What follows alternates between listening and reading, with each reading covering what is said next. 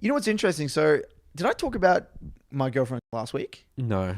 So, my girlfriend was on the couch. Here we go. My girlfriend is exceptionally sexy. So, what do we know about Curtis? He makes a shit ton of money. He's famous as hell. He's rank 1.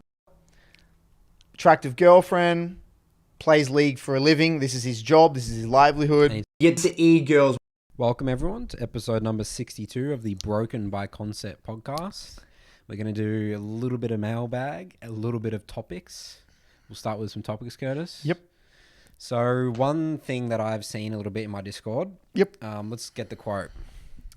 I didn't perform this game. And I'm trying to think of what's the difference between I didn't perform and like that's actually my level of play. Because I think, so the thing about League of Legends, and I think that the way you climb, I mean, I wouldn't think this is just the way it is. It's a consistency, right? So, I always say it's like, sometimes I get a review from one of my SoloQ members and it's like, well, this game, you didn't have to solve difficult problems. So it could look like a good game, but everything, it's like a perfect situation, full clear. You just happen to get a gank on that side. Let's say it's bot lane and it's double kill. That doesn't mean it's bad. But yeah, it's not bad. Like you got to do it. Like you're doing it. You're capitalizing on, but it's like, okay, well, what about that game where, you get count and gank there, or you have to concede that crab, or someone's heavy trade and you got to like loop, you know what I mean? So it's like, there's level of problems to solve in the game that's going to cause consistency that might look like you didn't perform that game versus another game. Have you thought about this at all? No, I haven't thought about it. It's interesting. So people say like, I just play bad there, I think that can be a case, and I would say in my games as well, but I always try and think about it. It's like, what is the level of difficult problems you have to solve in the game? Is this just a jungle thing? Like what's like, is there an exact situation like that for mid lane? Like what I just described, like a solo kill gets given to you, you get a good base off, an amazing base off. Well, amazing first base. Look, honestly, a lot of my problems right now coaching have been mid-game reliant. I would say that people get my message and they get what I teach about laning. They get, the small wins mentality. They get incremental leads. But then tying back to what we're talking about now, the mid-game is where you get really tested. There are some games where it's pretty self-explanatory. You kind of group up. Your team's not really getting caught out. It's like you don't really have to do too much to win the game. And then there are other games that it's a shit show. There's chaos, and you got to be very strategic in the sense that you got to be able to identify the tendencies in the game. How often are people getting caught out? The psychology of your teammates. When you should group, when you should split. Looking for creative picks. Those are very difficult games to win. And right now, I'm really struggling, I think, teaching those really complex or those harder those situational games where you actually do have to do something that's a little bit inefficient. You have to like give farm. That's right. Make some like those are difficult. Those are decisions. hard games to win. Yeah. And I'm finding it difficult to teach those wins. So yeah, you can win one of those games in mid game playing not even that good, but it was just kind of like a relatively easy win, straightforward. But then when the going gets tough, when it gets tricky, they get exposed instantaneously. So I wouldn't say in the early game, I don't really find that an issue. I would say more the mid game. Adapting to chaos. So you view it more so from an easy versus hard mid game. Yeah. That's at least that's what I'm seeing at the moment with my mid lane academy. I'm really struggling with mid game. Translation of leads, knowing where to be on the map, knowing when to ditch away versus go for a play, knowing when to group versus split. Like it's getting, and again, I kind of wanted to talk about this today as well. It's just like kind of like adapting to chaos, and the way I've been approaching it so far, at least with a lot of my higher elo clients, I'm just grinding reviews. That's it. You just need to put the numbers in. I'm just grinding reviews. Lots of situations. Come by every 1 or 2 weeks. We'll do as many reviews as we possibly can. Over time, I'm going to be questioning your perspective. You're going to question my perspective. We come together and we slowly expand our knowledge of the game. Identifying trends. Yep. And interesting. That's what we're seeing here. That's what I failed to identify this game. This is what I failed to identify this game. Here I failed to adapt to this. And slowly it starts to click. Oh shit, I can actually group here. I actually can split there. I don't think it really comes overnight. I think it's one of those things. Absolutely. It just comes through bulk reviews. Well, you need to really chip away at a lot of things. Do you get people that are scared to come to reviews? Yeah, of course. We talked about this on an episode before, where I mean, I feel like I haven't done a good enough job of I guess stressing the importance of coming to reviews. yeah, maybe also we don't clearly outline enough the benefits of even reviewing just like a game, just a quick Yeah, just a really, really quick one. Just like look it over. Doesn't have to be an amazing VOD, because it could be a really shitty VOD. I don't think you can ever expect an amazing VOD. That I don't think that like I guess you can have it, but 90% of your games, It's gonna be one little thing. that's it. One or two little things. Yeah. Yep. But that's what you need. It's Yep. not. It's not like My best reviews are usually like 15 minutes long, 10 to 15 minutes long. yeah, because you can just identify bam, bam, bam, Yep. done. This is it. This is it. This is it. End of review. Yeah, 100%. So tying back to what you were saying before, Nathan. So what's this exactly? So you're saying that Well, yeah. So like, let's say they perform bad versus like, well, that's not. You're not actually like that's actually a level of play. Like you're not capable of solving these complicated problems in the game yet, and like that's your level of play because it's like okay, you have like a Right. 15-0 game or something Yeah. like that, and then it's like again you don't get that early game that allows you to like snowball to 15. All right, but like it's actually not you performing badly. You know what I mean? right. Okay. So you're see saying what that. I'm saying? So right. So okay. So you're. So it's like mistaken. Like I'm playing bad versus actually this is my level of play. So how do you identify? How do you differentiate between a game that was out of your control? You actually played really well, but you lost anyway, versus I actually genuinely played poorly and I could have won this game. Is that what you're struggling No, with? it's not what I'm saying at all. I'm saying like the statement that I performed badly in this game Right. versus so they're saying they're performing below their level. But this is actually them at their max. Yes. Okay, right. So these Because- mistakes were inevitable. They were always going to make that mistake, no matter what, no matter how good they were playing. Is that what you're saying? Yeah, we need to keep working on this a little bit more. Give me some more, Curtis. Okay. I mean, I'm just trying to think about how. Well, it's very easy to look at a game's score and feel like you played well, isn't it? Yeah. And Yeah. but it's also inversely easy to look at a game where you have a really bad KDA or something. But you like actually that. played pretty good. Or like you had like a really crack at a really good situation. Okay. Like things can get Yeah. out of control, Yeah, like yeah. especially for jungle. Okay. Yeah, I see where you're getting at. Okay, so, I mean, out of interest, in your SoloQ, have you noticed a trend that people don't like reviewing wins? Have you had that conversation with anyone? I mean, I'd say it's some people love just give me wins all the time, Right. and some people are give me losses. In the all the Midland time. Academy, it's become clear that it's very rare that people review wins. They don't Wait, like so you're saying reviewing they wins. review themselves or they bring it to you? This is not even about the reviews what I do with them. This is them by themselves. So you're doing a 3-block. Yeah. They are less inclined to review a win than they are a loss So in their own 3 blocks. in their own 3 blocks. I mean, I don't really ask. So how do you know that? So this is something that I've gotten messaged many times. I find it difficult. They'll say things. I find it difficult to review wins.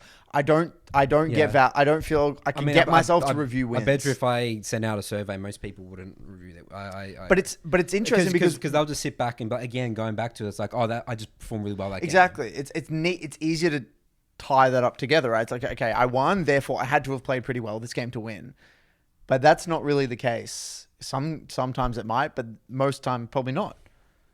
But if anything, it's actually you get much more value looking at a win than a loss, in my opinion. Yeah, I agree. That's what me as well. I mean, this is what I'm looking for.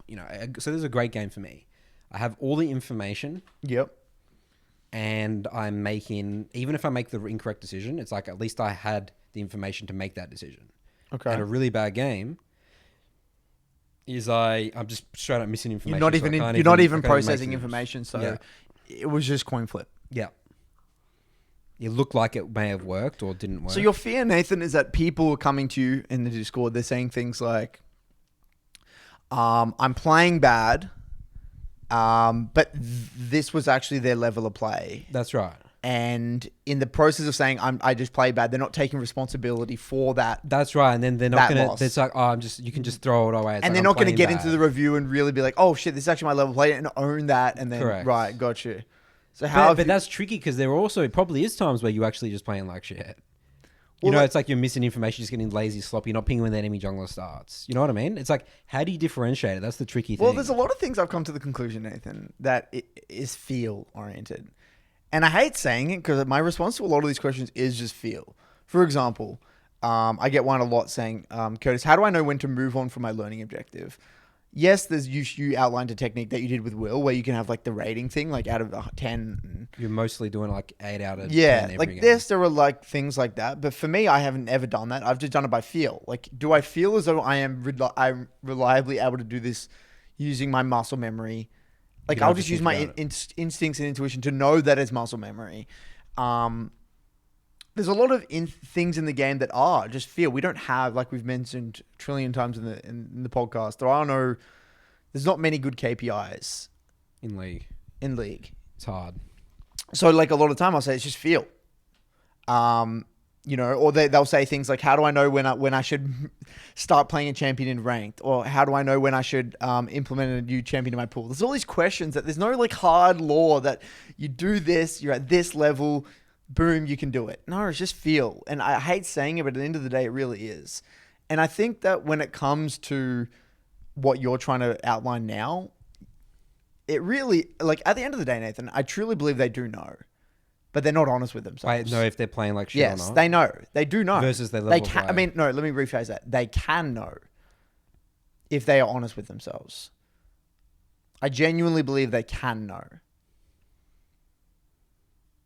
Okay. And, you know, we talk a lot about reflecting and having the, you know, that tough conversation with yourself. The most important conversation you have is the one with yourself. I truly believe when they type that out, they haven't really taken a second to just take a few deep breaths. It's like an emotional reflect. response. Like, I finished this game, I'm playing like shit. Yeah, I played like shit. It's really convenient to do that.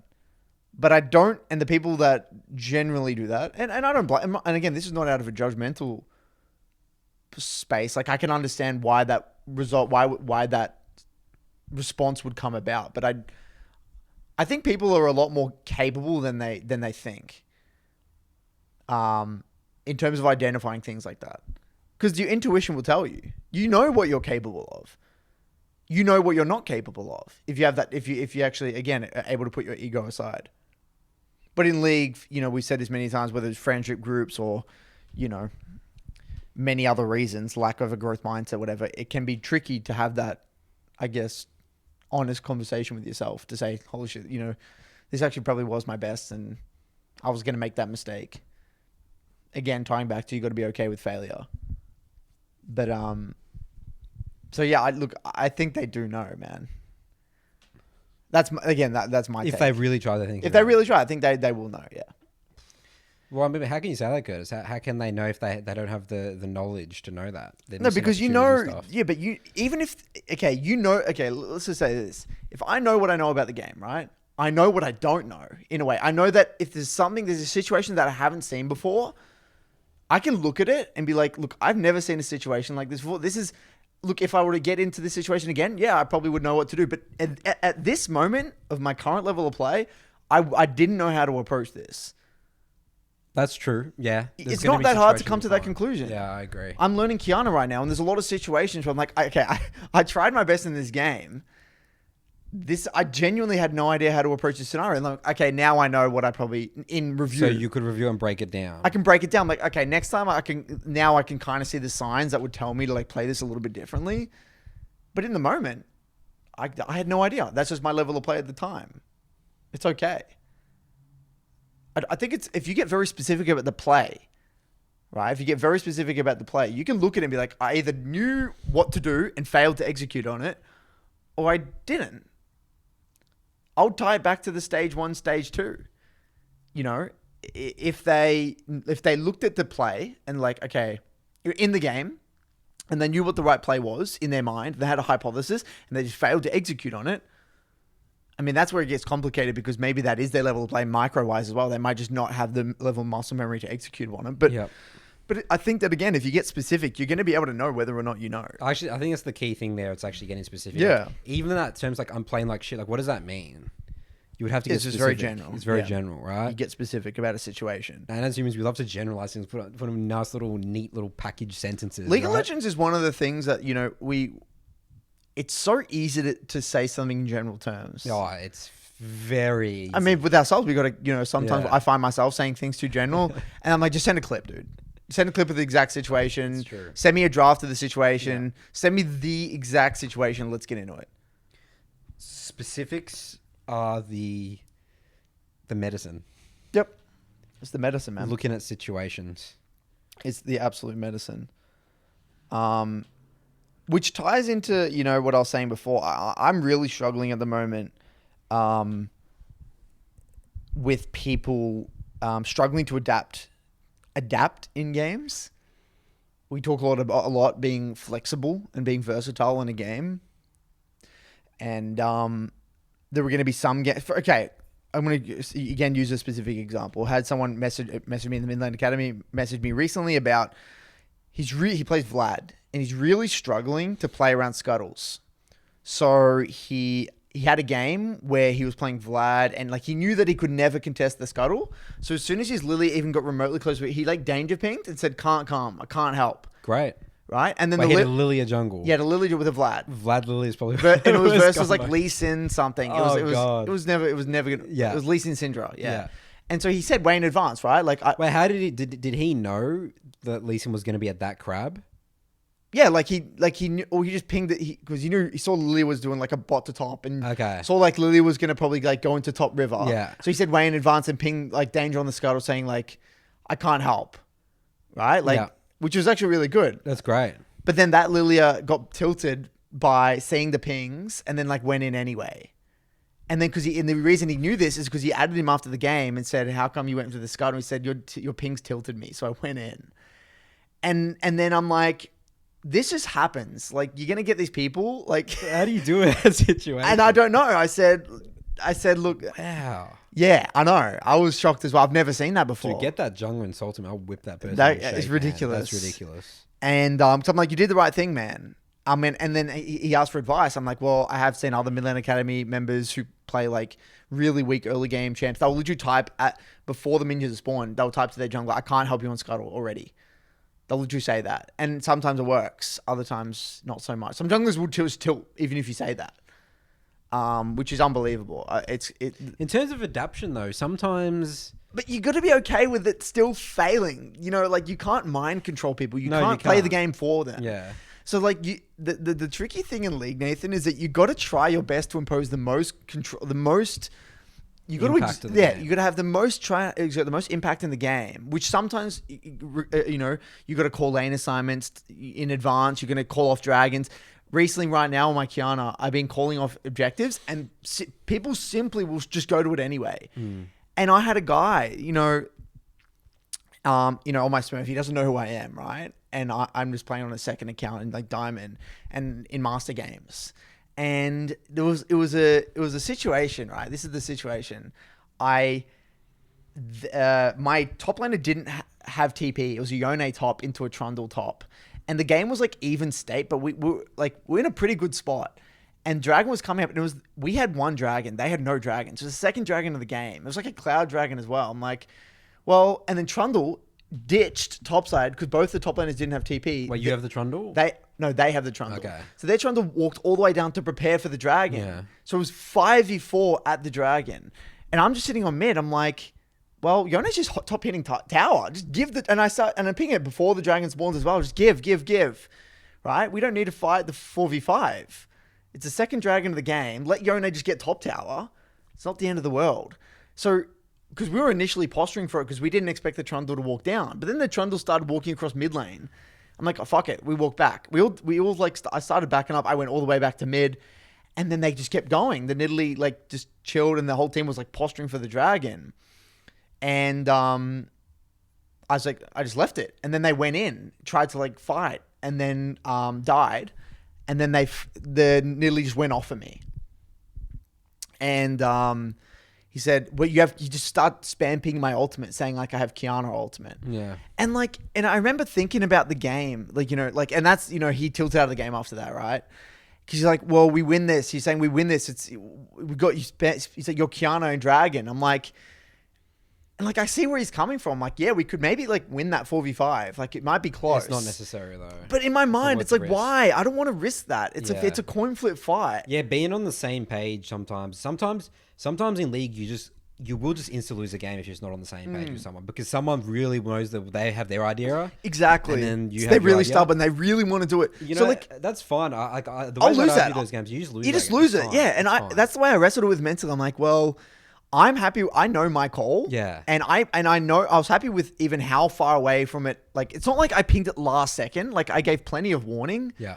So I ticked all the boxes. As long as you did everything you could, I'm fine. Hey, I'm fine with losing that game. game, and I'm confident with my call, and that's a situation where I just lose, and that's kind of what I want to say to that guy, that Vlad player. Was like, you just lose this. That's right. Just lose the game. Yeah.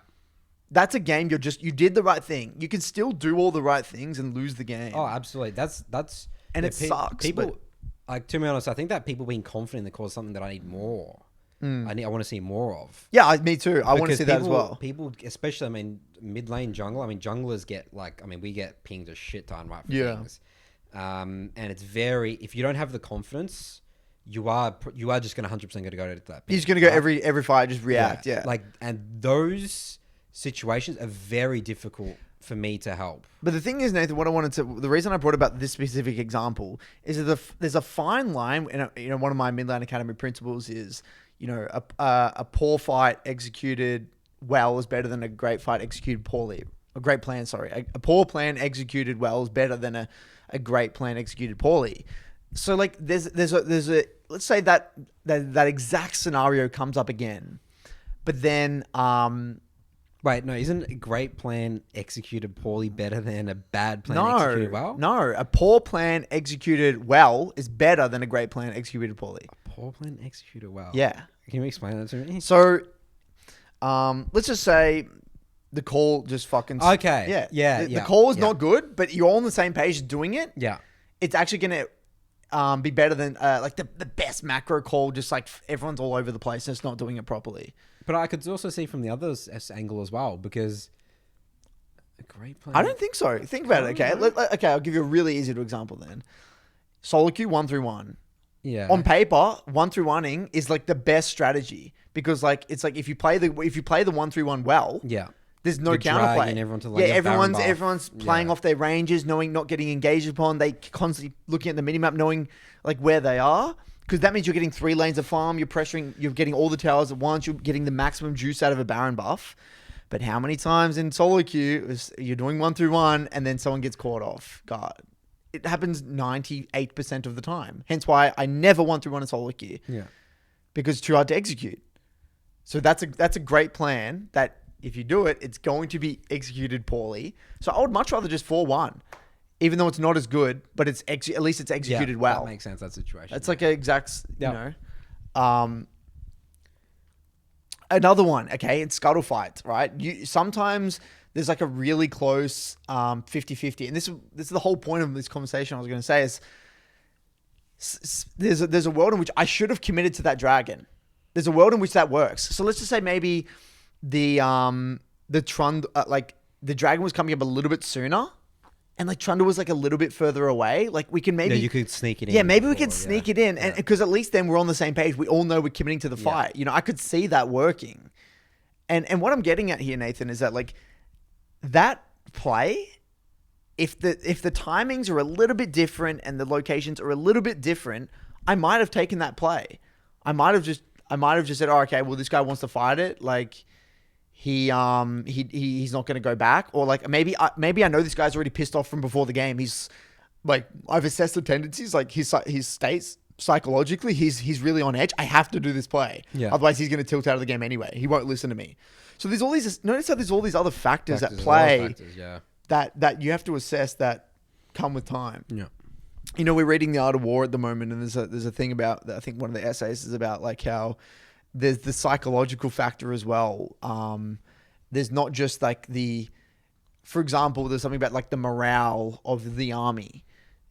So you might have a bigger army, but their morale might be like screwed. Yeah. So like that turns the tables. It's just another factor, another variable that you need to consider.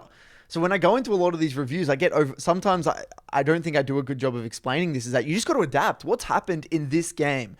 What are the tendencies of the players in this game? What's the psychology of this player?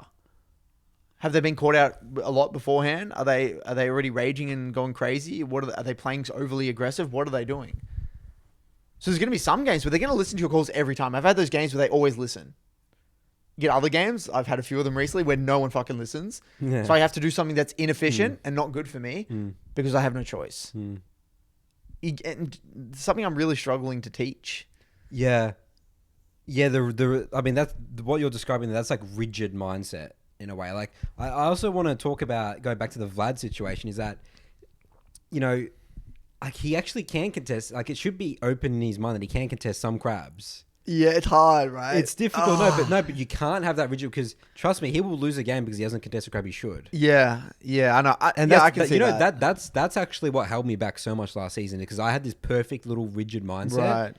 And you've got to, like I review, you know, when I review high elo players, the best players in the game, they just limit test some shit and just do some crazy shit. But like, I like his mindset at the same time as well, though. It's like it's good. He's like assessed the mid jungle 2v2, and like he's like really put thought into it. He's like, I just don't want to fight this fucking scuttle. Like, how hard is it to just not get a scuttle? But you could also, like, that Lee Sin could do a bad gank, get chunked, and then Lily has to move on him. True. You know, that is true. Or like, you've got a good chunk, you can move and you can. So what he's trying to do though, he's trying to figure out a way to prevent his jungler from dying to his mid laner giving prio. That's all he's trying to figure out a solution to. So in a way though, if you think about it, Nathan, let's just say he says that. I can't contest.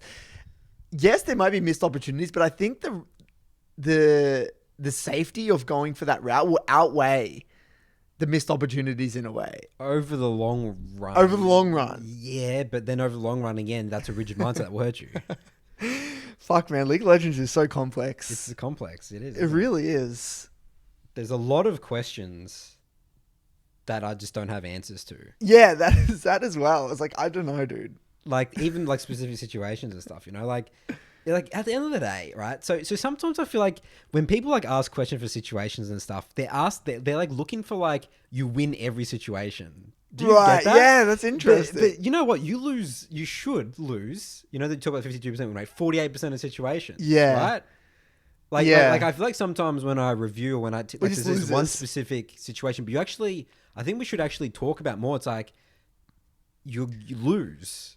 Like, this is a good loss in a way. Yeah, like lose. Like, you're going to lose this because this, but being okay with that. Yeah. Yeah, that's fascinating. Because maybe the way we're teaching, Nathan, is that we don't emphasize that enough. No, I don't think we do. I don't think we do, yeah. Everyone wants a perfect answer to the solution. But I want you to lose it, like losing the situation, but winning that situation. Losing that, then winning that. And then it's like, over time, it's like, okay, well, in that game, I won more of the situations, lose. Like, what I'm trying to do, especially in my own games now, is just messy shit. Like, I've had some really good messy games that I'm starting to play a bit better. And I feel like the rigid games are like the harder games for me for some reason. Especially the jungles that I verse. Because, you know, it's like you verse some people, right? And you know how you say, you know, they're not playing good League of Legends. You know, they might not fun, but it still works. Like, it fucking works sometimes. And this is the hard part about results-based analysis in League. Mm. You know, you can like look at things. You're like, you know, you know how like results-based analysis that's like got a negative stigma to it, doesn't it? Yeah. Right. Yeah. Which is true in aspects, but sometimes you can't. I don't think you should ignore it though. It's like there's an element of it. But I guess there's that story. What was it in our last Broken by BBC book club discussion? Was it Jordan who brought up about the planes? Right, that was interesting. Yeah, it's like they saw all the planes that were shot down and looked at the bullet holes where they were, and then they strengthened that area, but they missed all the planes that they never recovered. All the you fucking butchered this explanation, dude. Really? Imagine if someone who doesn't understand the context. You just did I butcher? I thought I explained it well. No, let's give a bit of context, okay? So this is World War II Yeah. or something like that. Yeah. They were trying to figure out a way to know where to strengthen the plane. So where to put the extra armor. So they'd have like, they can re-armor like certain parts of the plane. So then they don't get so shot then down the pilots don't get shot down. Yeah. So then when they were trying to get information and data about, okay, where should we put this extra plates or extra reinforcement on the planes, they were looking at the ones that came back with all the bullet holes. But what they failed to realize is that there's all these planes that aren't coming back. So you're only ever seeing the ones that survived. That's right. So Okay. they could be shot down in other parts. So they're re-strengthening this area, but this, you're only seeing the ones that just got lucky potentially. Yeah. And all these other areas where they're actually dying, they're just in the water. You just don't see those planes. So they actually should reinforce the areas that are away from the bullet holes in a way, because these are the ones that survived. So it's like a counterintuitive way of like using information. But look, Nathan, I think that the thing is here, Nathan, is we got to I mean, this ties into again, you got to be okay with failure. But I understand league's a messy as fuck game. Yeah, Solo it's a queue. messy as fuck game. I think you must embrace that, otherwise you can't have success in solo queue. What do you think? You must embrace that it's messy. I mean, we we say this embrace all the the chaotic time. nature Yeah, of embrace the chaotic nature of solo queue, but we with a touch of rigid mindsets, like really general like fundamentals. No, okay. the fundamentals this different is a better completely. way to frame it, Nathan. So we teach champion mastery a lot of the time, right? We preach champion mastery. So the goal, this is when I think of like an ultimate solo queue player. This is what I think of, right? I think of a guy that has a small champ pool, or girl, a small champ pool with a lot of champion mastery, on say 3 champions. Now, they know all their matchups. They know what fights they like, what fights they don't like, how to play they know how to like, identify their role in a comp. They know how to identify win cons. And then they also have really good fundamentals within that role. So with the jungler, they have great jungle fundamentals. The mid laner, they have really great mid lane fundamentals. So notice what you got there. Then you've got the 3 aspect you've got. For mid lane anyway, you've got the mid lane fundamentals, you've got matchup understanding, and you've got champion mastery. For jungle, you would have the jungle fundamentals. You would have the actual champion mastery, and I'm assuming matchup understanding of how to play against the enemy jungler. Boom, that's all there. So now that you have all this here, I imagine it in my mind the way I view it is like it's like a series of dot points. These are all the things that you know. These are all your skills. Then there's a scenario. Then there's a situation at play. Now we got to choose from our skill set, Our arsenal here, which ones we want to implement, and then which ones we're going to choose not to. We're going to actually, even though this is a fundamental, I'm actually going to put that fundamental aside for this game. I'm going to choose to purposefully go against this fundamental. I'm going to go purposefully against this little part of my champ identity because I have to adapt to this exact scenario. That's very so. Yeah. In a way, yes, it's rigid, but it's purposefully you're intentionally going against the grain based on this fundamental of the game. based off this unique situation that you have to do that. Yeah. That's a unique way of approaching it. That way, then you know what rule you're breaking, but you know you have to break it. Does that make sense? That's the sort of player that I want. So I teach all these fundamentals. They have beautiful champion mastery. Then they will choose to break certain rules, knowing that it will bring about a better result. So going back, using an example, going back to that dragon fight, there's a world in which I win that game if I break the rule of not going for that coin, just actually taking the 4v5. In my mind, it's 4v5, but because of this guy's mental state and because of this guy being his tendencies of a play, and I know they're not going to say no, I have to go with it. I'm actively choosing to break that rule to adapt to this scenario. Another great example for a jungle would be invading without lane priority, but you're so much stronger than enemy jungler, you can just quickly get them and just get out. Yep, that's a great one. But then there's going to be scenarios where, you got to go back to that scenario and be like, okay, actually, this is a better way of framing it. Last episode, remember at the end, we spoke about how to VOD review. and I was saying how we were overwhelmed. Like, how the hell do you VOD review? I went ahead and I wrote an article on my Midland Academy, and I sent you the steps. I want this actual process is what develops a free flow mindset, the ability to adapt to chaos. This is what develops it and why we developed it. Ready? Okay.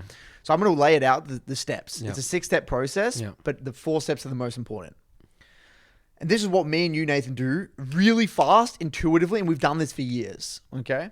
So step number 1, you go back into the VOD, and you actually just look at what you were thinking in the moment. So it might be you go to this gank, and then you like look at the play. You're just observing. You're not even saying it's good or bad. You're just basically reliving the moment to like, okay, this is what happened. Because, a lot goes on in the game. You kind of got to bring it back to the forefront. So once you've identified what actually, what you were thinking in that moment, what you were processing, then you actually look at what happened as a result of that. You look at, okay, well, I made this decision and this is what happened as a result of it. My top laner died, or I traded sides of the map, or whatever happened as a result of that direct decision. Then what you do, the third step, is that we now look at the situation and we ask ourselves, well, what would the alternatives look like? Given I made this decision and it ended up in that result, what would the alternatives look like now that I have the beauty of hindsight? Well, okay, maybe I actually, instead of going for that top gank, I don't show on the map at all, and I just continue to full clear, reset, go to my bot side. Well, what would that look like in the next 2-3 minutes? What would that? Yeah. What would that look like? What opportunities would I have? It's like using a great example was using an ult for a fight 1 minute 30 seconds before dragon, but you should have actually held your ult for that actual dragon fight because they just respawn, and that doesn't really mean anything. Right. But you can't think like this in the game. You got to think this is only what you're able to do in the review. Yeah. So now what you do, this third step, third step is all it is you're assessing what the alternatives would look like. Okay. And then once you've actually identified what the probably the quote unquote best alternative option would have been, then and why that was the case, why this alternative is so good, then the 4th step is what information, what prevented me from actually seeing this option? What concept did I not understand? What variables did I not consider? What are the signs that the game is telling me for me to make this decision? How do I see this decision next time? Is it because I wasn't actually, did I not assess that the enemy jungle's path in loading screen? Or did I not see what side of the map they started on? Or I didn't look at the HP bars of the top matchup or whatever it was. There's always like a piece of information or a variable or multiple that you missed in order to not come to that conclusion. And then you just continue on the step 5 and 6 is like notes and skim the rest of the VOD. Now, should be all in reference to a learning objective. Obviously, this is all in reference to a learning objective. You want to focus on something. Right, focus on something. You wouldn't do this for every single fucking decision of the game. Yeah. This is obviously in reference to a learning objective. Yeah. But anyway, that is the process that we do it. So, for example, I've been doing this with my skirmishing with Kiana. Any key pivotal skirmish with Kiana, I'm looking at it, seeing what happened, and then what the result of that skirmish was. Then I'll replay it multiple times. And as I'm replaying it each and every time, I'm trying to look at the alternatives. What's the alternative? What is this? Can I hold my ult? Can I sit here out of vision longer? Do I even need to take this fight? I'm figuring out what all the alternatives are. And then eventually I'll come to my conclusion. Boom. How come I didn't see this option? Was it a stage 2? I didn't understand a concept. I didn't understand a variable. Or was my mindset wrong in the game? I could never have come to this conclusion. That's using the 3-stage thing again. Does that make sense? That's what we're doing. Yeah, that's right. Really fast. Yeah. We do that you look at a situation, we do that in 10 seconds. Boom, boom, boom. We see all the alternatives because we've done so many. I literally watched VOD for a living for 3 years. That's all I did. I've seen every scenario. Yeah. I just know the way the game. So yes, if you're new to the game, it's going to be a lot harder for you to do this because you don't identify the alternatives. It's going to be a lot. You can have a crack though. Yeah. And then you bring this into a review. And they're the coaching sessions where you'll get the most value. But that allows you to develop a adapt to chaos more easily because You always think about alternatives. Yeah, you're always thinking about alternatives. That's true. Yeah. And I feel like at the most fundamental level, when a lot of people are looking in reviews, they don't look at the alternatives. There's always a way. There's always a way. Whether or not you could have seen it in this game is a different story, though. But there's always something that you could have done better to increase the likelihood of you winning a game or winning that skirmish or doing better in that specific scenario. And we've just done that for years. That's all it is at the end of the day. I feel like that's so overwhelming to hear from someone that hasn't reviewed the amount of games that we have. Because it's like, they're like, well, there's so many alternatives. How can I ever possibly be able to look at all the alternatives? But again, that's why you would bring it back to, it's like... That's a one specific thing as well. You'd only be looking at... It could be resets, right? For a mid laner. Only do that for the resets. It's not that complicated when you look at it one specific thing. It's not, no. It's not really. Especially when you tie it to, does this align with my champion identity, champ mastery? And that's why champ mastery is the core. Oh, champ mastery is the core. Is the core. It's the absolute core. I think that whenever things go off track, I need to just bring it back to champ mastery. Champ identity. Champ mastery always, and champ identity is crucial. Because I remember some like games that I was reviewing with Tim. He plays Eve. Dude, how many... I've got 1 trillion Tims in my mid lane. That's true. I don't have many. It's an army, dude. Yeah. I've got an army of Tims. And we were trying to like problem solve this like Eve game. And it's just, you're not going to win that game of Eve. Just shout champ identity. Like, this is not a good... You know, you can't go... I don't think you can go into that mindset of trying to figure out how to win every game with that champion. And you know where this is mostly seen is when one-trick communities start coming up with like the most versatile build. Right. Have you seen that sometimes? Yeah, or like, I see it a lot with people that, especially when they build 100%. like tank and stuff, like apparently tank is like the solution to being versatile in every situation. Yeah, I had this. I was playing Keanu into like a Zed. I can tell this Zed like was on like the Zed mains Reddit or something, or like Discord. Yeah. He had like some fucking crazy like exhaust. I was playing Keanu, like Conqueror exhaust, secondary resolve. He had like some crazy. He just did nothing, like no damage. Like he didn't realize like if you just went normal setup, he'd do better. Yeah. They overcomplicate it big time. Overcomplicate it, yeah. That's what I find the most when people stray away from champ identity because what happens when you one trick it, you actually in that mindset. How can I be as versatile as possible? Versus, but at the end of the day, that's not how League is. There's champs in good games. There's champs that in bag. That's just the way it is. Yeah, I got a guy, a Twisted Fate platinum player. He's so fucking good at Twisted Fate, right? Like I review his games every time. He's stuck in Plat 2. And I review his games. I'm like, yep, you're fucking doper. We're doper again. And you know why he's not climbing? Because he's a TF1 trick. You can't climb playing TF every game because there's some games that are just simply unwinnable for Twisted Fate. I would struggle to climb through Plat with only Twisted Fate. And that's so, you think about how easily you could get trapped in that. It's like you're trying to get in that mindset and you go down this rabbit hole. And I feel like that's what makes you so much, you lose motivation to champion. And you just start hating a champion so much because you go down that rabbit hole. It's like, you know, I'm trying to like win games. Like, how can I win more games? You start getting into that versus just bring it back to champ mastery. Yeah, bring it back to champ mastery. Okay, so this is a beautiful segue. There's 2 huge topics I got to talk about today, Nathan. We'll try and get through them, both of them today. Okay. We're not gonna have time for mailbag at this rate. All right, we'll try and get through this fast. So I got to talk about this. So Timmifer in my Discord, he's done a very unique 2-week challenge. I think I hinted at this the last one, where he this is the challenge. For 2 weeks, he must exit the post game lobby before the LP loads. No checking match history, no looking at profile in client or even an OPGG. So he has no idea what LP he's on. I love it. And sometimes he had to cover his eyes. He had to like put his hand. It was intense. He had to do this crazy fuck around way of like exiting lobbies, alt F4ing to not see his LP. So he said the mechanism. I shielded my eyes from seeing the top half of the screen where the LP demotion circle was located and then clicked the X next to play again so I wouldn't see anything in the post lobby. Where this all started, the inspiration was Ting and him spoke about how he was going to play extra hard because he only had 1 LP and a demotion shield. The concept of playing harder than usual due to the amount of LP that I have is contrary to the improvement mindset, which he realized I should be playing the hardest every game. Yeah, it's like, oh, I'm in demotion. I have to try even harder this time. It doesn't make sense, does it? Yeah, and he said, by removing LP, prior performances, win rates, etc. from my consciousness entirely, I hope that I can have a higher intensity and quicker improvement.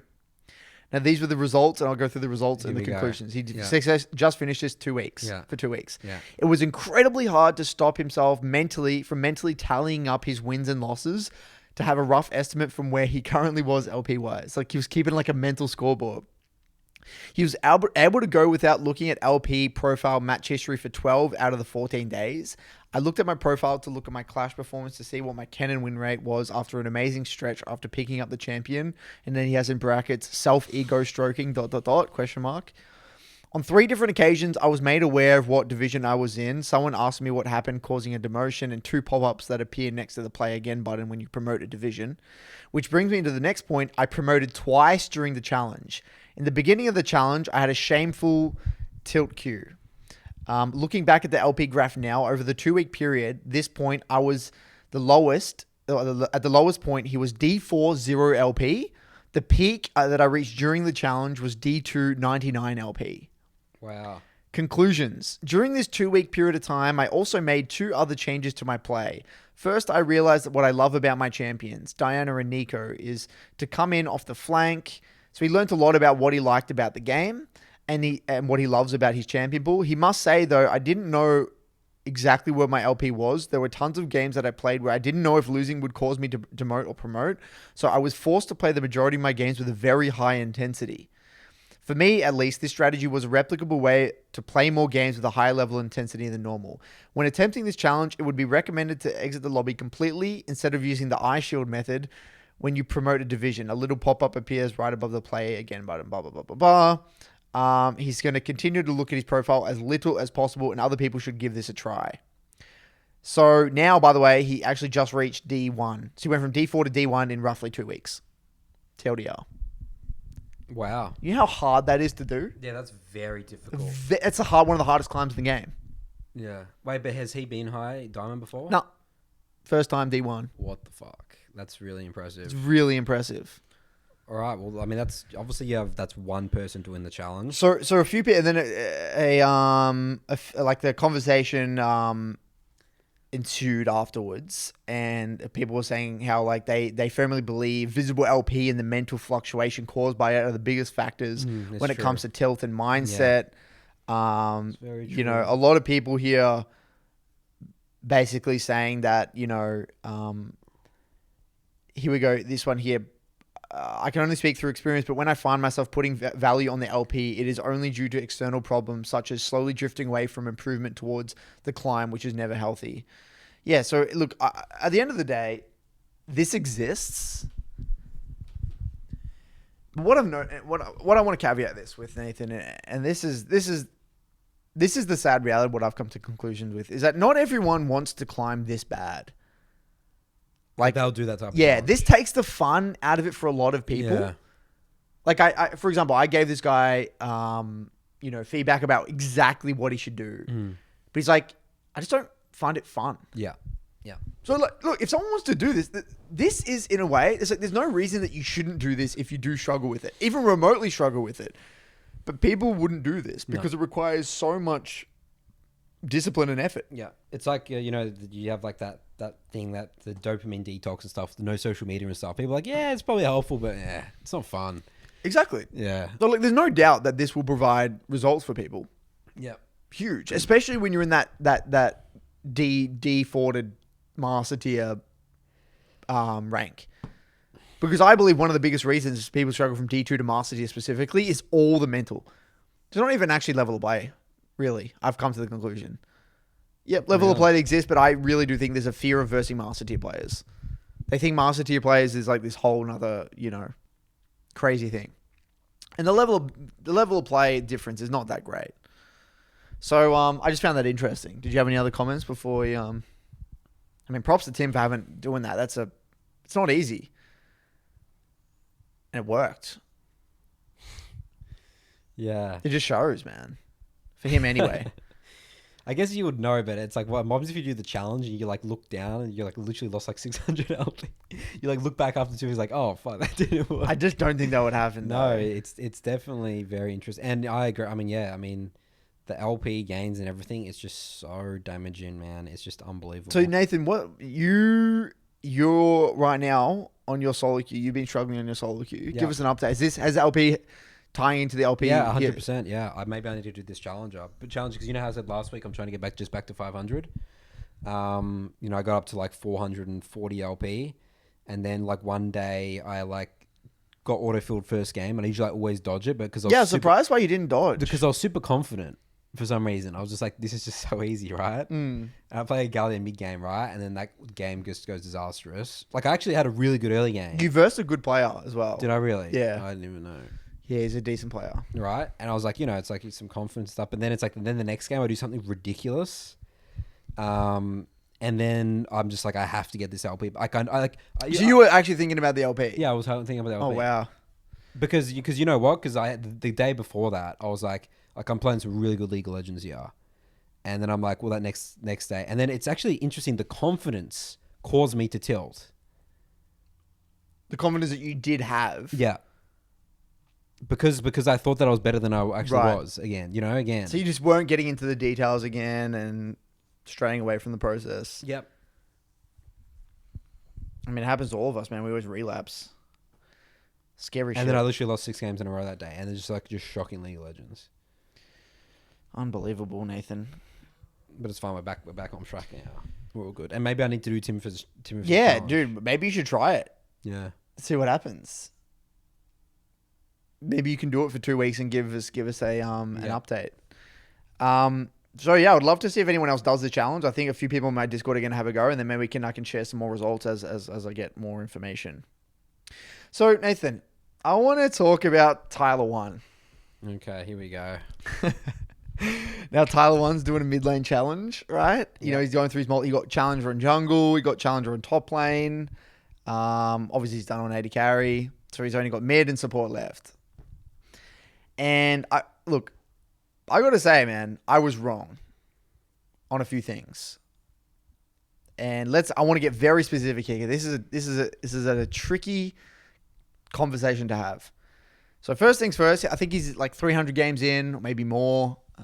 He's playing ridiculous amount of games. Like we're talking like 27 games. He's playing 12 hours straight type stuff. Like Yeah. he's playing. How many games you said he played in one day? It was 26. He's playing ridiculous numbers. Absolute spam grind. It's unbelievable.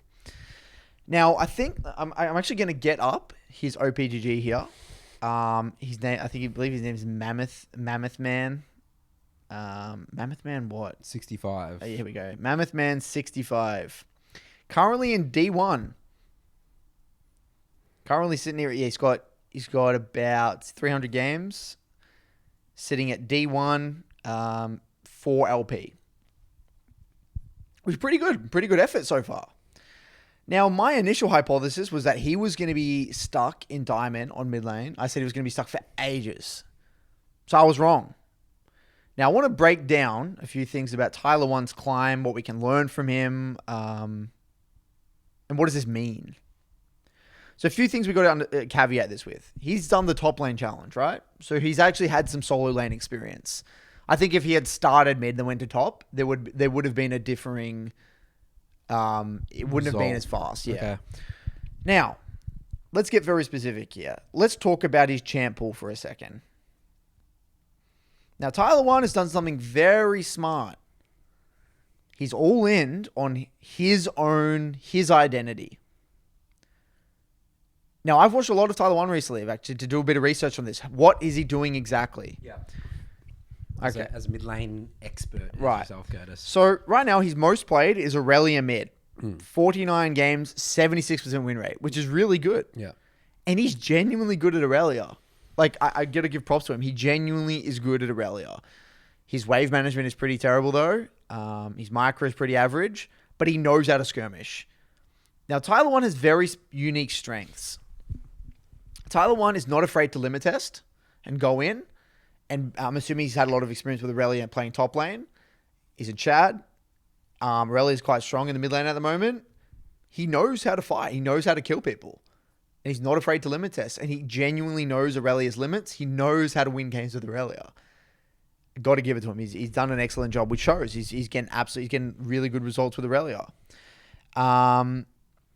He plays the game very strange. He has a huge focus on like what's happening around the map way more than he would actually need to. Like he has this really holistic view of the game. Like he doesn't think about the lane that much at all. He doesn't really care about trades that much. He doesn't care about wave states. He doesn't really care about himself. He's more just thinking about the map, the junglers. He's always tunneling on the junglers and what's happening in the side lanes. It's very unique. And that's not what you usually see from diamond mid laners. No. It's usually not what you would want to focus on. No, it's not what I would focus on. It's very strange. Now, his second, basically, it's basically his second most played. Well, his second most played is Fizz, but we'll get to that in a second. The one he's been playing the most recently, because he played a lot of Fizz earlier on, was Akshan. Akshan, the new mid lane champion. Now, Akshan is genuinely overtuned right now. And Akshan, it basically, it cheats the fundamentals in a way. He just shoves. Q's the wave like a Sivir Q, gets heaps of prio. Obviously he has decent AD carry mechanics because he's played AD carry. It complements his strengths. Yep. Again, all inning on that. He's not really playing for lane. He's just kind of farming up, scaling well. Aurelia scales decently. Akshan scales decently.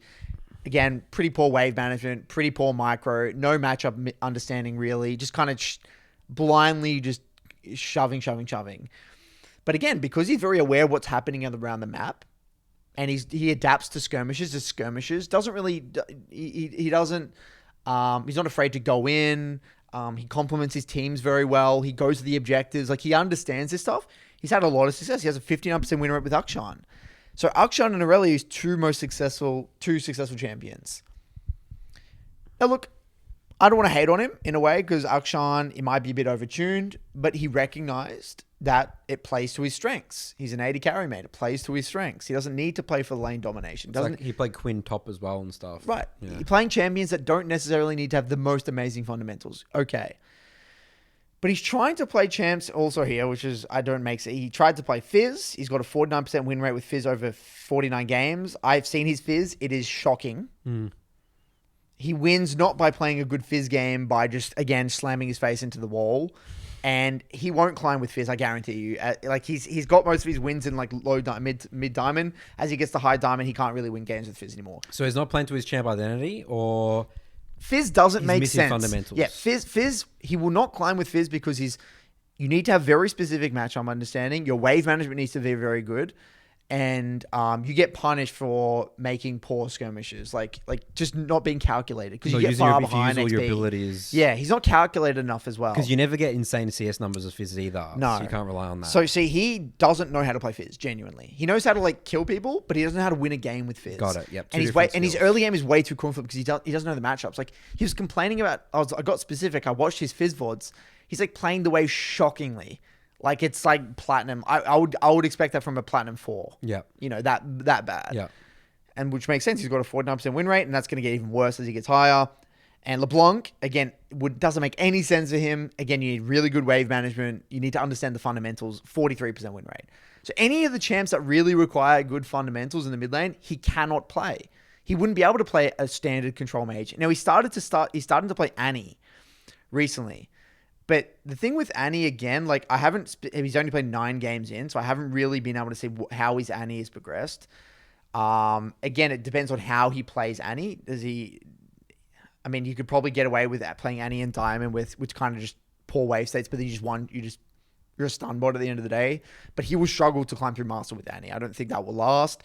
He's only going to climb with these champs here. Tristana mid, Lissandra mid, Pantheon, Aurelia, Akshan, these champions that just kind of brute force priority, decent skirmishing, don't really play for the 1v1, more play for like skirmishes and 2v2s. It's not about and 3v3s. like small wins mindset. No, he doesn't have the small wins mindset at all. Not high level gameplay. And what I want to say about Tyler here, I respect this though, because he's all inning on his identity. He's not playing to become a pro player. He's not playing to be challenger for multiple seasons in mid lane. Because it wouldn't work. He wouldn't be a multi-season challenger mid lane player. You know, he wouldn't reliably be even able to stay in challenger. At the end of the day, these skills take a long time to develop. Yeah, and that's okay, but he's doing the challenge. He's just trying to pick challenger and then go to the next role. So I really, really like that. He owns his identity. I think that's super smart. So I want to see him play less Fizz, less LeBlanc, Don't even try Annie. Just stick with your champ pool. And I wrote a list out of champs that would be good for him. Even like like Galio would be great for him. Yeah, absolutely. Set mid would be really good for him. Like just even Lucian mid would be decent. Like champs that really hone Doesn't in. Lucian need small wins mindset a bit? It does a bit, but he's got 80 carry micro, so I think he could get away with it. Mechanics max. Yeah, and he gets pressure on like every matchup, so I think he'd be good with it. So and even like champs like Rumble mid, things like that, he would be good at. So if he continues to play like the Aurelias, the Akshans and stuff like that, he will get challenger. He will. Yeah. It'll take time, but he will. I genuinely didn't believe he would. Yeah. But he will actually faster than I thought because he's only honing in on his identity. So now it's just a matter of how is he going to get like, is someone going to meme him one day about his champ pool and then he's going to get insecure and then switch champs, in which he'll be stuck? Yeah. Will he or will he not? I don't know. So that'll be interesting. It's all going to be around his champ pool. So found that fascinating. Now the term elo inflated gets thrown around a lot. Yeah. You know, and specifically from, you know, people say champions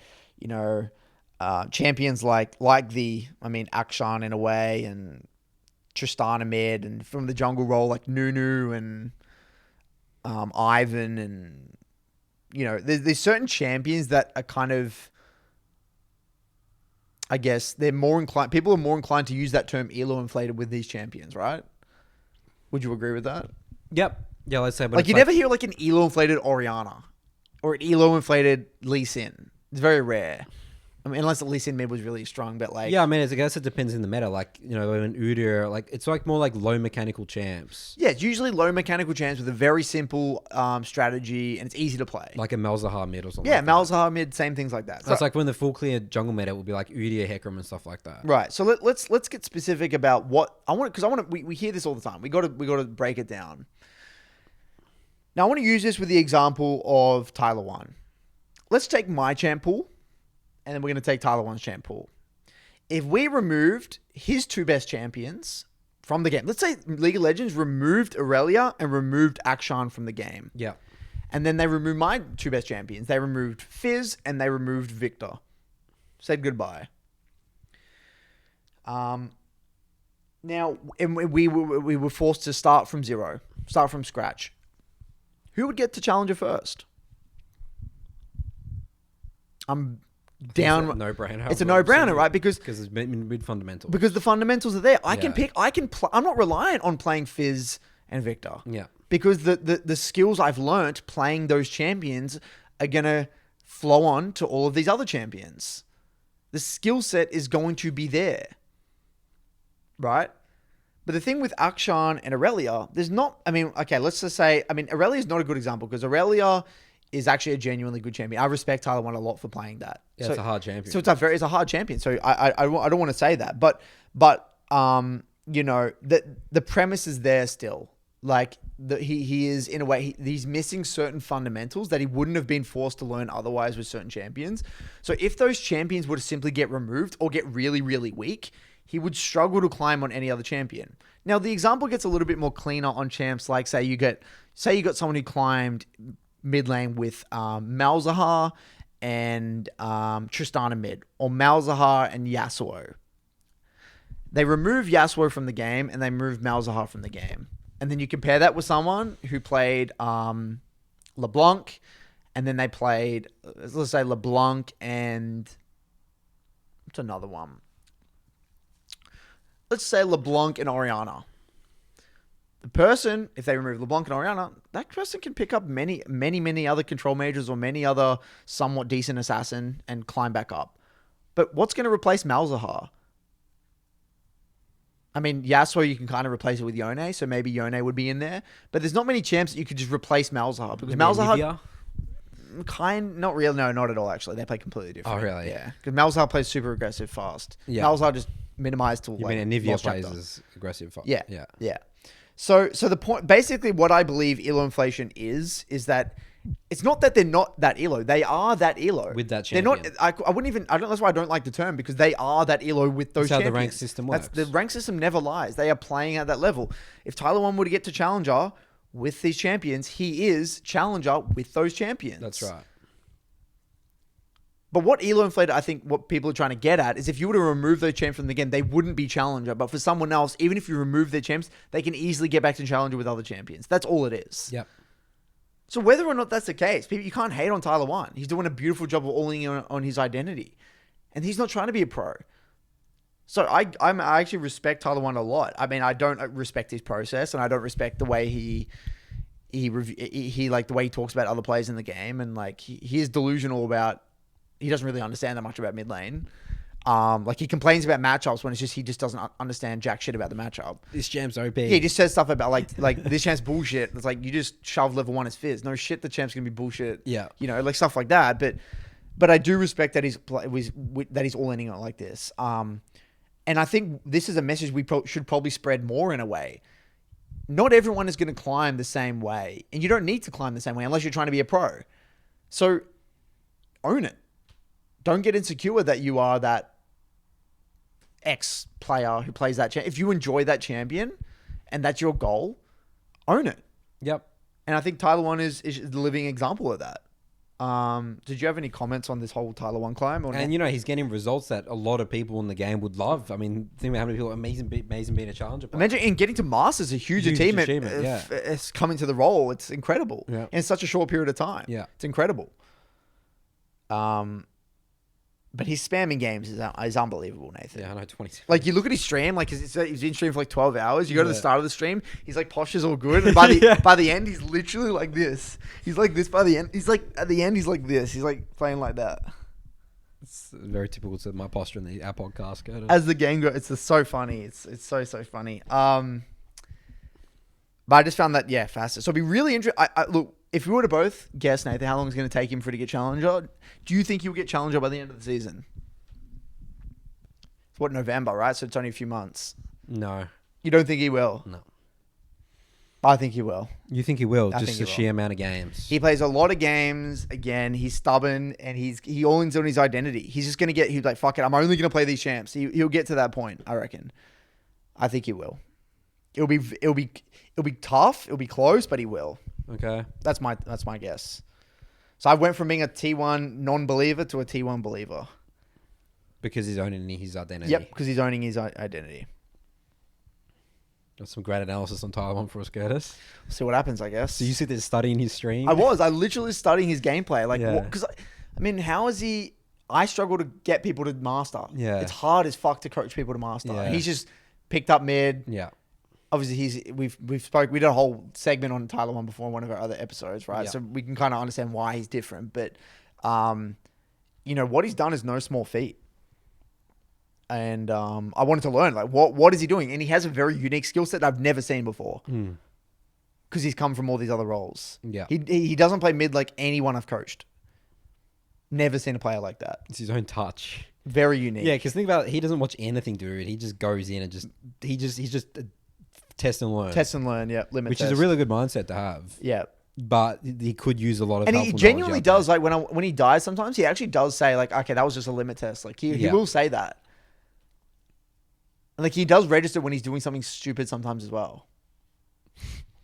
I think that there's no way you could get challenger with not having that sort of mindset. Yeah. You want to win. Like, he's a competitive Yeah, he dude. definitely wants to win. He'll figure out how to win. It just maybe take longer than normal. But he flames his teammates way too much. Yeah. That's for sure. Yeah, well, you can get away with that. Yeah, because he's Tyler 1. Yeah.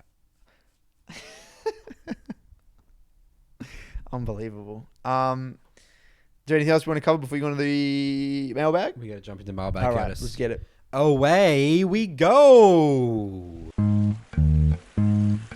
Welcome back for Nathan's mailbag. Jingle song. All right, first question here comes from Terry. Title of this email is called, Am I Downplaying My Own Plays? Hi, Coach and Nathan. It's me, Terry, also known as the former world's best silver and gold player. And viewers might remember me as the locked cam TP caster who was going in blind. That's like a famous video. It's got like 20,000 views on our YouTube he's channel. famous. You're very famous, Terry. We were laughing at his expense. Is that what that was? So during the latest coaching session with Curtis, I was told by him that I'm a player with a lot of confidence in terms of play execution, which was something that I never fully acknowledged until Curtis told me. But a friend of mine told me that there is something that I do often that might or might not unconsciously hurt my confidence, which is the fact that whenever I dominate my opponent, I always attribute the domination to enemies' mistakes more so than the things that I did good, which my friend says that I'm downplaying my own plays. For example, when I was reviewing a 1v4 outplay that I did, as opposed to saying how I dodged all the skill shots, I would say that the enemies missed all the skill shots and misplayed their CC. Another example would be during the latest session I had with Coach, where I showed a VOD of myself playing Echo into Yone and dominated the Yone, but as opposed to attributing the lane domination to my good early lane hypothesis, good execution of my strategy, and good understanding of fundamentals like Curtis did, I attributed the lane domination to the fact that Yone had a bad understanding of the matchup, as he never used W to negate damage from my trades, or not using his E at the right time. So do you guys think that I'm downplaying my own gameplay, and what do you guys think about this kind of behavior? It's an interesting one. It's a very interesting one, isn't it? I mean, because I mean, you can see how it would be very healthy sometimes. Yeah. It's good to be your own biggest critic in a way, but you got to be simultaneously your biggest critic and your biggest fan. I guess going to that thing talking about looking at alternatives, you could also think like, what should how could their enemy have capitalized on what I did there? Well, the way I view it is this: it's good to look at a situation and being like, all right, I played this well because I had a good hypothesis. I had the wave in a great spot, blah, blah, blah, blah, blah. But then they also, these people probably didn't understand the matchup as well I did. But that doesn't discredit what you did. They can both coexist. You can play well, they can play poorly, but it doesn't mean that you beat you don't think any less of your achievements or your level of play. The way that I view it is you're simply capitalizing on them screwing up. That's it. You're simply capitalizing. And you shouldn't have expectations that would be any less in your is he gold? He's platinum. Platinum. You can't really expect it. I mean, you got to just, everyone's going to be making mistakes. You're going to make mistakes. No one's going to play perfectly. Yeah. So I think that in a way, I don't think he should get rid of that. But I think he should probably not jump to conclusions as much, right? So recognize what you've done well and why this is replicable and give yourself a pat on the back for that because it's important. Yep. Whether or not they know how to navigate that situation is on them. But I do think it is healthy though, Nathan, to distinguish between what is them playing. Like, was this them just playing poorly? Because sometimes when you get the wave in a good spot, it shouldn't even lead to a kill. It should just lead to small wins. But these guys made it worse. Yeah, they make it worse. But that's actually very good to think of it like that though, because not many people. It's very rare that a client will actually go through that. Usually, it's complete other end of the spectrum where they look at something they did well, and they will over exaggerate because again, it feels really good to be like, oh, I did this well, great. They want to overemphasize the things that they've done well, and then they don't realize, oh, this actually probably wasn't replicable. So he's actually gone to the other end of the spectrum and being like, holy shit, I did this well, but this probably isn't replicable, and shooting himself in the foot because he's overemphasizing that. So yeah, it's going back to the original what I talked about at the beginning of the episode. It's like, am I playing good or bad, or is this just my level of play? Yeah, it is in a way. So I think what Terry should do is actually continue this, but bring it a little bit more into he needs to find that middle point where he's looking at what he's doing well and giving himself a pat on the back, but still recognizing that the enemy messed up, but not disregarding that is what it is. I've done the right thing. Great. Oh, interesting. They probably could have played this a little bit better. And the reason that's important is because next time you come into that matchup, you're not going to be thinking it's an automatic win. You can be like, oh, they could actually, that's what I'm looking for. That's what I could expect. It's good. It's very thoughtful analysis. It is. That's what we talk about. I think it's really good as well. I mean, I don't really see much problem with it. I mean, maybe he could be downplaying it too much. I don't know to the extent, but I think it's pretty healthy. I think it's a good problem to have. Yeah. Very good problem to have. A good problem in League to have. There's many other problems that are a lot worse to deal with. Yes, there are. So yeah, I think continue with it, but put put less judgment on their mistakes in a way, because that's inevitable. You're not playing in Challenger. That comes with Diamond. That comes with Platinum. So thanks for Terry. Always good to see Terry around the BBC. Yep, the very famous, infamous. I love Terry. Such a nice guy. Yeah, it makes me feel bad. I was just laughing hysterically at him in that video, that clip. I wanted to write in to add a discussion. Oh, sorry, this next one's from Basher. Yep. Title of this email is called Write In for Discussion Topic. It's actually just not even a title, but there we go. I wanted to write in to add a discussion idea regarding the following. I've always had a lot of issues regarding being flamed. For whatever reason, presumably ego, being flamed just activates something inside that gets me every time. I'll never flame myself, but I always get irritated when flamed. And then he respond. This is quite a nasty habit that I've tried to look deeper into, but I think the main issue I've had is developing a way to get past it. So he won't start the flame, but it's like an eye for an eye. You flame me, I'm going to flame you back. Flame you back. So I encourage Basher to write this one in because I'm concerned about his view and the way he talks about other people in SoloQ. Okay. Like it's got to the point where like if he sees anything, it's extreme. You know, the way he looks down on other SoloQ players. You know, which is quite concerning. So there's two ways to view this, right? You can go the good old mute all route, where you never see anything, so it never even matters. But is that just a cop-out, Nathan? Oh, it's a good one, isn't it? It's a very difficult... I mean, I always struggle with this. Again, I usually just look at chat until it becomes unproductive, and then I'll, like, mute people. Yeah. But then you could go to you never get to that point, right? And you just purely just mute all. And it could be a cop-out. So what do you say? What do you say to SoloQ people, like people that don't deal well with... If it's struggling, just mute all. For every game, no matter what, just disable chat. If it's affecting you that much, like you've tried to like solve it, but it's affecting you too much. Have you ever tried to like break down how to prevent why it affects these people so much comparatively to you, Nathan? Like what like when you see the chat, what about it just not phases you? So then you don't react. Well, there's a couple of things that go through my mind. It's like, I know that whatever I say is not going to have a positive outcome. So you can't change people's behavior in SoloQ when people start getting emotional. So that's step number one. So there's no positive outcome for myself or the other person. Number two, I guess it goes back to number one. It's sort of just like a waste of time because again, it's not positive in my eyes. Number three, I'm just so focused on other things like my level of play and all that sort of stuff. And number four, I guess I'm really confident in my ability. So, you know, maybe if I'm playing bad this game, I'm getting flamed. It's like, well, I'm probably going to carry that person in another game. So, right. Yeah, I think mine's relatively similar. Like if I see something, like for example, like a classic one, like I was playing Bard on my main the other day and I just did some really silly like engage. And then I just get like question marks and like say lol. Like that's an example of someone... If he that was to him, like if someone did that, like question mark pinged him and then said lol, like he would like, you know, go off. He's going off. But when I see that, it's like, oh, I guess that makes sense. That was a pretty bad play. But even if it wasn't a bad play and I envisioned it getting played out a different way, the way like there's never a world in which I'm going to be able to type to that guy and then he's going like, you know what? Yeah, you actually were right. It's never going to end well. No, it never does. No. So like, I just don't want to go down that rabbit hole. No.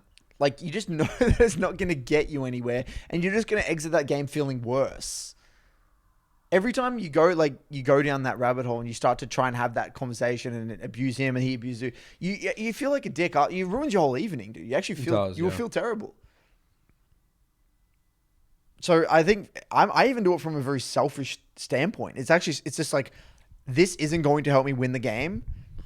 Me getting LP is more important than everything else here. Me winning this game and focusing on my gameplay is the most important thing. And look, a lot of the time, I recognize when I can't control my emotions. Like, I just mute all when I know I can't. Yeah, that's a good... Like, for me, muting all is like, it's like, okay. Last resort. It's the last resort. I know, I'm aware enough that I cannot control my emotions at this point. I'm just going to mute. It's not productive anymore. No. Now, look, at the end of the day, I think with Basher, what I said to him, Nathan, was that like, this is obviously a problem that is extended in his real life as well. It's some ego protection defense Of course, mechanism. that's what it always is at the fundamental level. Yeah, it's some defense mechanism that like, he's not okay with people disrespecting him in life or whatever it is for whatever reason. And I think that like, I don't think we have the skills to break that one down. So that's like a healthy gamer thing. That's a healthy gamer thing there. Yeah. So I would say either mute all every single game. The other thing as well is like, I think we actually have broken this down before. We talked about having like empathy for the other side as well. Like I think that this is the way that I view it as well. Like I just play with a bunch of kids. Like they're just a bunch of kids, man. Like 18, they're just having fun playing a game. I've realized that is one way of viewing it. Yeah. But I've realized it's actually, for me anyway, that's actually fairyland. Because when I'm in that moment, that's not how I'm not going to be, because the way I'm viewing it, Nathan, he's already gotten to the extreme of emotions. Like when you're up there and you're so emotional, you're not going to rationale your way out of it, No, you're not going to be like, okay, let's just, what, Basher, let's be a little bit more logical here. That's not going to happen. No, it's true, yeah. So that's why I think it literally requires sheer force of will, like discipline, to mute all. Like it sucks. Just do it. Because you feel like be the bigger man. You've defeated. Yeah, be the bigger man. Yeah. Be defeated. Yeah, be defeated. Just be defeated. Lose that. Yeah. Again, ties back to losing in a way. Being okay with losing. Like at the end of the day, he doesn't know who you are. He's not important to you, nor are you important to him.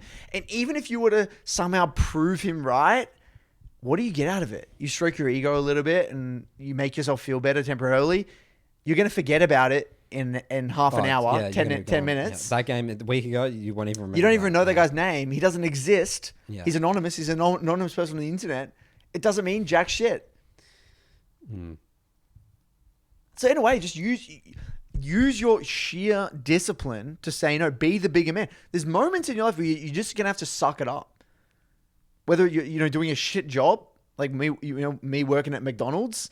Suck it up. Just suck it up. Yeah. I'm just gonna wash all this crap. I'm gonna cop the abuse, and then I'm gonna go back home. Just suck it up. It's a TLDR. Suck it up. It's a SoloQ contract. It's what you sign up for. It's a SoloQ for. contract. It's what you sign up for to play SoloQ. The anonymity of the internet that's going to happen. That's right. Next question here is from Jameson. The title of this email is called Using Another Role to Become Less Toxic / Learn New Perspectives. Hey, Nathan and Curtis, I've recently achieved my rank goal of Diamond 4 from being basically hard stuck Plat 4-2 for the last 2 years. Huge ranked anxiety, but through the 3-block process and 30-30-40 mentality, I was a jungle / mid player. Since hitting my goal, I lost all motivation to climb, as a lot of my drive was to beat my friends who were around that low plat range since reaching Diamond 4. I've noticed I've become a lot more toxic and OPGG checking in champ select and mentally tabbing out if I have bad / fully auto-filled teams in lobby. So he had a good process. Now he's hit his goal. He's moving to more toxic tendencies. Negative tendencies. This is where I have recently adopted top lane into my play, more specifically Jack's top and only Jack's plane. Through top has flushed away a lot of the toxic and angry mindset which I had with the toxic team diff with jungle and sometimes mid. I also had developed this mindset from reaching my goals and through not having any further goals for this ranked season and just blindly playing to keep diamond. Playing Jackson top lane has really drilled in the process of patience and that as Jax, your whole game can be over if you mess up early as it takes too long to scale. If you're behind, and that's all on me since usually junglers might gank top. This mindset has really helped me pick in jungle again and it's re-honed my mindset through playing this playstyle that it's no one else's fault, only mine. We'll love to hear your guys' thoughts on this on using different lane to change a perspective or using it as a mindset changer. Cheers for the podcast. He's from Os. Interesting. It's as simple as it is. He's just enjoying the game again because you're learning a new role. That's it. I don't even think it's about the role. No, it's not about the role. It's the champ as well. Oh, it's the champ as well. Because I have found this with learning a new champion. Yeah. that process of going back to basics with the champion It's is so actually fun. You actually never You don't never think flame about the toxic and nothing. There's no. Yeah. You so feel free when It's you so learn the free. champion. Yeah. But when you're because it's the most You have no expectations. zero expectations. Yeah. You don't give a fuck about the LP. You're just playing to learn. Yeah. That is it. And you don't feel like because it's a second account a lot of the time. You've kind of proven to yourself in a way, like especially if you've already achieved a goal, right? Let's just say you got to master tier, and you want to expand your pool at master tier. A lot of the time, when you learn say this new champion on a second account in platinum or whatever it might be, you're going to be less inclined to feel low confidence because it's like, I'm already master tier. I've gotten to master tier on my other champions. I'm capable of doing that. Now I'm just purely focused on learning. And no matter what anyone says, the flame just goes straight over my head. Like, I just laugh at people flaming me on Diamond in my account. Like, I get Master Tier players and Diamond players flame me on my second account, when I'm, 15 times the LP. It's just like, it just goes straight over my head. So I'm so even if I get flamed, it doesn't mean anything. I'm just so focused on the learning process that it brings you back to what League of Legends and why you love the game. Why you love the game. So, that's interesting. How can you encapsulate that mindset even when you've played 500 games with a champion? And you're at this rank you've been playing Nathan, for. Look, I'll be dead serious. I have reached. I don't know how to articulate this, but I've gotten to a level with Fizz where I am so flow state every game I play Fizz, no matter the situation. Like, I don't think I've reached this level of champion mastery on barely any other. Like, Orianna maybe when I was at my peak. If I play Fizz, no matter the comp, no matter the scenario, I'm just ultimate free flow Zen state. And I don't give a fuck about the LP when I play Fizz. I don't care about anything. I love the champion so much. And I have so much fun playing the champion. And I know exactly what I'm looking for. And I know exactly how to win a game. It is one of the most genuinely enjoyable experiences in my life. I've had so much fun playing Fizz. Like, there's nothing else I would rather do than... I just want to play Fizz all the time. Fizz at a high level. Fizz at a high level in challenge game, it is so fun. Just Fizz. And I think... So it is possible. There is a lot of parallels with me learning Kiana in Diamond and then playing Fizz. Like, the mindset. Because all I want to do when I play Fizz is I want to play beautiful League of Legends. And I want to win in a certain way. And I've just gotten to this level where it's like, I know what I'm capable of and I just know what I'm looking for. And it's just fun. It's genuinely fun. And I don't know how else to describe it.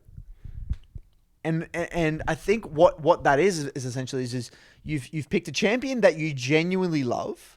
You've reached a level of champion mastery that allows you to open your mind to think about the game holistically. And you've kind of, I guess, internalized the process and you just want to play beautiful League of Legends. Like, you've ticked every box, you get this flow state. It's very rare. It's very, very rare that I get to that flow state on many other champions. It's just mainly just Fizz at the moment. Because you put in so much time. So much time, and then I think he's the champ I love. You love the champ as well, I think that's the biggest difference. Yeah. Different. It's not even the champ mastery. It's literally the love of the champ. I think the champ's like beautiful champion design. It's cool. It's really unique. It has strengths and weaknesses. It's just high skill cap, creative playmaking. It's just beautiful. And learning a champion will kind of bring it. It's like a glimpse into that, I think. Starting from the step one. Yeah. Because again, but you've got it at step 1,000. Still. Yeah.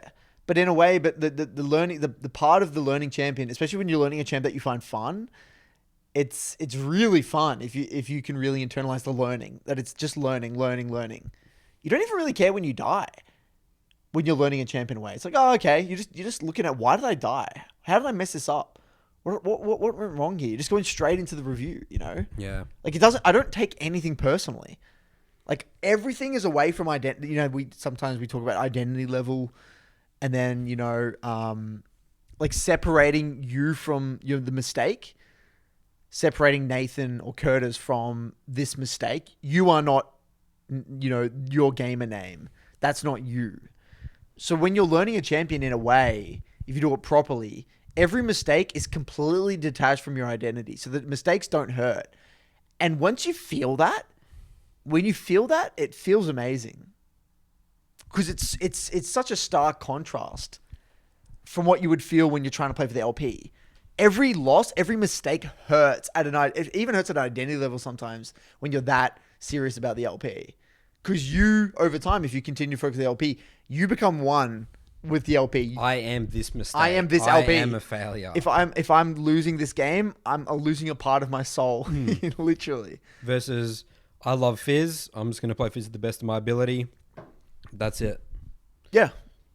It's hard to do, man. It's Very hard difficult. to get to that level. Like, just, it doesn't, but that you can get to that level. It's all relative. You can be at that level and get to that flow state in Diamond.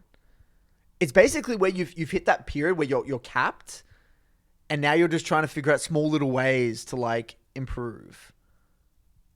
And you don't really have a ranked goal. I'm not really thinking It's more like a champion goal. It's a champion goal, yeah.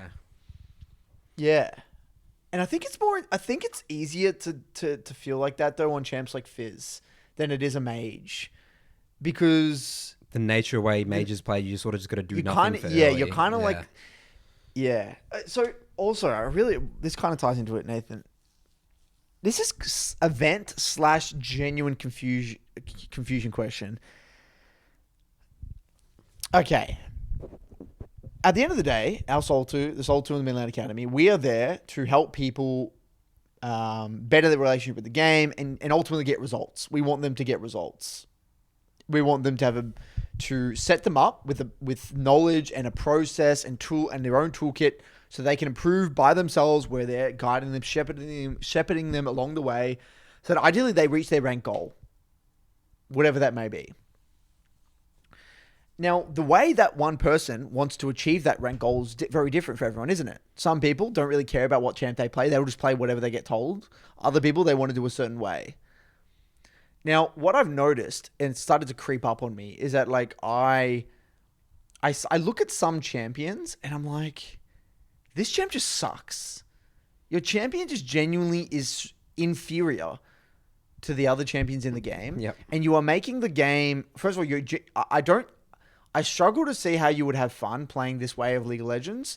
And I would also, which is, again, it's not egotistical, but it's very, I guess, everyone enjoys different things. But I think the biggest challenge with me mentally is like, I'm now coaching you in this game where there is so little to take away from it because your champ has so little proactivity that you do realize you're making the process so much harder than it needs to be. And I find myself then forgetting it's not about how fast you want to climb. It's about how they want to do it. That's right, yeah. Do you find yourself wrestling with this? Yeah, I do. 100%. Yeah. And how do you wrestle with it mentally? Because I feel like I'm not doing my job if I'm not helping them get results. Exactly. I feel like I'm failing them. Yeah. Because I know if we're trying to climb from Platinum 4 to Diamond 4 with Ziggs, like it's gonna take fucking forever. No, usually I tell them you can do this, but know that it's going to be incredibly Yeah, but I feel like difficult. an asshole for saying that. Yeah, I guess so. Because it's like they want to play the champ. Is it like the reality though? Like, let's say. Yeah, but then I feel bad for saying it because I'm like, well, they like what they like. Well, like I don't want to influence them in a way with what they like because we talk about what fun. You know, that you have to enjoy it. Yeah. Well, so I'm super conflicted with this, Nathan. Yeah, I guess you sort of got to really outline what their goals are, isn't it? Because like, okay, for example, so I've got a Silverthorn in my Midland Academy. She initially came in as a Malzahar player. Yeah. And I told her pretty much flat up, you're not going to learn jack shit with Malzahar. You need a different champion. You need to play something that will allow you to learn the fundamentals. I recommended her Victor. She didn't like Victor, so then she chose Ziggs. And look, Ziggs, you can still learn a lot. Mm. But like the way you win a game with Ziggs, you're just going to lose by playing well. As long as you're okay with that. You're going to play a lot of these games that you're playing really well, but you're still going to lose. Because you can't be proactive. Because you just have such little proactivity. You can't run around assassinating people and stuff. No, you can't even dominate. You don't win many lanes. Yeah. You just go even, and going even is it's sort of like a winning. Lux. You're just like a stonewall. Yeah. And like we can climb like this with a 52% win rate, but it's going to be brutal. Mm. And it's going to make me look like an average coach because you're thinking you're getting coaching from me. You would expect to get results fast, but I can only get you results as fast as your champ pool allows. That's why when like people are drawn to these champions like Kale and like Kale and Vlad, like these champs with like no productivity, and people get confused. Like, why do you not recommend these champions? It's just like I'm just going to sit here and we're just going to go even in lane for the first 11 minutes and then pray that we can win like that. I think that for me, when I review those champs, I just get really bored. Yeah. I need to be okay with being bored. Me too. Yeah. That's what it is. Yeah. That's just like the nature So I'm of like, all right, we're just going to go through this first 10 minutes and nothing's going to happen, but we just got to do it. Yeah. And you want like because then sometimes you get like this rush from really good fun VODs with good champs that you like good fundamentals, and you're like, that's just not the job. The nature. Yeah, I guess it's not the nature. That's not what you signed up for. Yeah, you got to adapt to what the clients what they want to do. Yeah. Yeah. And look, like a part of me feels as though, Nathan, like, do we do it? I think we fail to really teach though what we mean by like what champs to climb with. Because at the end of the day, I don't really touch on that. Again, I think we need to because the game isn't balanced at the most fun. It's not the game. If you think about it, no, the game is not balanced. Yeah. Some champions are just better here and there. It's than like the others. It's like the way items work and stuff like that. You know, like the thing with mages, like sometimes you're just a huge disadvantage. You're just a huge disadvantage for playing a champion. Yeah. Which, when you're first coming to the game, that wouldn't make sense. Like, you would think that everything's balanced. Like, you can win with everything. Yeah. But when these champs initially got released, like, they wouldn't release champions like that now. No. Because they're outdated. The game has evolved. Yeah. The way the game was played in Season 3, 4, 5 is not the way the game was played in Season 9, 10, 11. And, like, they just wouldn't release a champ like that. Like, they would never release a Cassidon. They would, They would never do that. No. They would never release a Kale. Like, and whenever I see champs like Kale mid, it fundamentally doesn't make sense for the role, in my opinion. Like, you're in the middle of the map, and there's all these things you can do. And you're just standing and we're there. just here. Yeah. You have no CC. Yeah. You have no mobility. Pure damage. Yeah, you have no roam. Short range. It makes zero sense, and you can still win with it, and it'll be fun because the game's going to get extended. You whack people away, but it's like, fuck me, So like, maybe I need to write an article. What makes a good League of Legends champion or something? Like what makes a good champion for a pool or something? I don't know. Something to explore. Maybe it's something we need to explore a little bit more. Anyway, just a bit tangent there. Any other? I think we'll wrap it up for this episode, Curtis. That's it for this one. Any housekeeping, Curtis? Housekeeping. Oh, we have a Clips channel. Yes, we need to. We have a Clips channel. I'll announce that as well on our community section. Yep, put in the community. Yep, YouTube. I'll probably put it in the description as well. Yeah. We originally were uploading the clips on our main channel, but I think people were saying it hurts the algorithm. Yeah. Like that. I think our last episode is the lowest performing episode because of it now. Oh, really? Yeah. Fuck. We'll have to rebuild it. Rebuilding it again. And shout out to Ashuria for helping with that. Absolutely. She's helping us. Great job. With the Eclipse channel, which is awesome. I think that's basically it. We talked about the Art of War. If you want to join our book club. Oh, yeah, book club. So rock and rolling. Right, Art of War at the moment. We're in our 4th book. Yeah, it's going really fast. It's growing. It's great. It's great. More attendance in the book club meetings, which is awesome. We're becoming intellectuals. We're gonna have smarter day by day. Smarter day by day. We're gonna have this huge pool. And we're watching the Formula One. Both watching the Formula One documentary at the moment, which we got recommended. Yeah, loving it. Great stuff. So we're gonna have to talk about that at some point because I think it's so there's so many pieces of it that I think are relevant. Yeah, to League, especially the thing where like there's 2 teammates, and the things that like that's out of your control. Like, there's so many things that are out of your control, and like the way they deal with it is so amazing to me. It's beautiful, yeah, I agree. It's like how they just walk away. Lost the race. They just lose the engine, like gets cut power, and they just walk away. Yeah. It's pretty incredible to me. Anyway, we'll get to that in another episode. Thanks for tuning in, guys. We'll see you next time. Bye-bye.